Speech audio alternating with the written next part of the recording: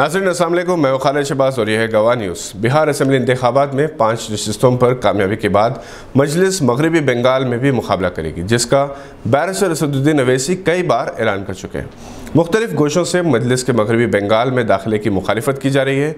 एक इत्तला के मुताबिक खुद ममता बनर्जी की ज़ेर क़यादत टीएमसी ने मजलिस से वाबस्ता मगरबी बंगाल के कारकुनों को हरासा और परेशान किया और इन्हें टीएमसी में शामिल होने के लिए मजबूर किया गया। इसके बावजूद मजलिस के हौसले बुलंद हैं। मगरबी बंगाल से एक वफ्द ने 12 दिसंबर को बैरिस्टर असद अवैसी से मुलाकात की और वहाँ के हालात पर तबादला ख्याल किया। मगरबी बंगाल में मुसलमानों की 27% से ज़ायद आबादी है। मुर्शिदाबाद, मालदा और उत्तर दिनाजपुर में मुसलमानों की कसीर आबादी है, ताहम तालीमी और माशी मैदान में कमज़ोर है।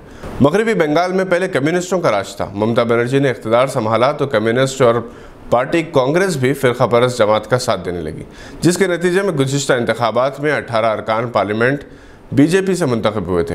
इस वक्त मजलिस ने वहाँ की सियासत में हिस्सा नहीं लिया था, इसलिए ये इल्ज़ाम गैर वाजबी है कि मजलिस के मगरबी बंगाल में क़दम रखने से सेकुलर वोट्स तकसीम होंगे। मगर मगरबी बंगाल के मुसलमानों के एक बड़े तबके की ख्वाहिश है कि मजलिस वहाँ मुकाबला करे। मुमताज़ माहिर तालीम बानी मदीना तालीमी इदारे जनाब के मारिफुद्दीन के मिशन को जारी रखने के अज़ाइम का मदीना तालीमी इदारों के साबिक़ तलबा और तालिबात के अलावा इनके चाहने वालों ने किया।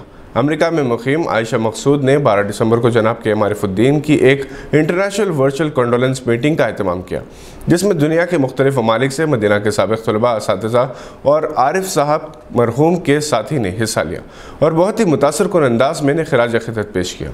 शिकागो में मुक़ीम सैयद अशफाक़ हुसैन, जिन्हें 90 के दहाई में इक़रा सोसाइटी के लिए आरिफ साहब के साथ काम करने का मौका मिला था, doctor Mustafa Ali Sarwari, associate professor मानो, डॉक्टर नसरीन फ़ातिमा, सकीना फ़ातिमा और आयशा मकसूद ने मेज़बानी की। जबकि डैलस अमेरिका से सैयद ख्वाजा कमालुद्दीन अहमद, गुलनाज़ कुलसुम, प्रोफेसर अख्तर अली के अलावा Rashid Shahidi, Samina Malik, Shahjahan Siddiqui, doctor Mazhar Qadri, doctor Syed Fazal Hussain Parvez, Shahabuddin Pasha, resident editor Rashid Sahara, Sidra Fatima, Madina public school के साबिक़ प्रिंसिपल विलासिनी ने जनाब के मारिफुद्दीन की शख्सियत के मुख्तलिफ गोशों पर रोशनी डाली। इन्हें धुन का पक्का, खौल का सच्चा, उसूल पसंद, सेकुलर इक़्तिदार और किरदार का मालिक करार दिया। डॉक्टर मुस्तफ़ा अली सरवरी ने मदीना एजुकेशन सेंटर में यादगार लेक्चर्स के सिलसिले की अहया की तजवीज़ पेश की। डॉक्टर सैयद फ़ाज़ल हुसैन परवेज़ ने जनाब आरिफुद्दीन मरहूम मेमोरियल सीरतुन्नबी इंट्रा स्कूल तकरीरी और तहरीर मुकाबलों की एहतमाम की तजवीज़ पेश की और इनकी खिदमात को किताबी शक्ल देने की ज़रूरत पर भी जोर दिया, ताकि जद्दोजहद से भरपूर ज़िंदगी से नई नस्ल वाकिफ़ हो सके। Jalil Ansari, chairman vision group of schools, और इनकी अहलिया उस्मा अंसारी, साबिक़ तलबा मदीना स्कूल ने विजन ग्रुप की जानिब से के मारिफुद्दीन मेमोरियल मुकाबलों का ऐलान कर दिया, जिसमें पहला इनाम 10,000 रुपये, दूसरा इनाम 5,000 रुपये और तीसरा इनाम 2,500 रुपये मुकर्रर किए गए। जनाब के मारिफुद्दीन की साहिबजादी मारिया तबस्सुम और फरजंदान के मिनहाजुद्दीन और के एम फसीउद्दीन ने इस कॉन्फ्रेंस के मेज़बान और शुरका से इजहार तशक्कुर किया।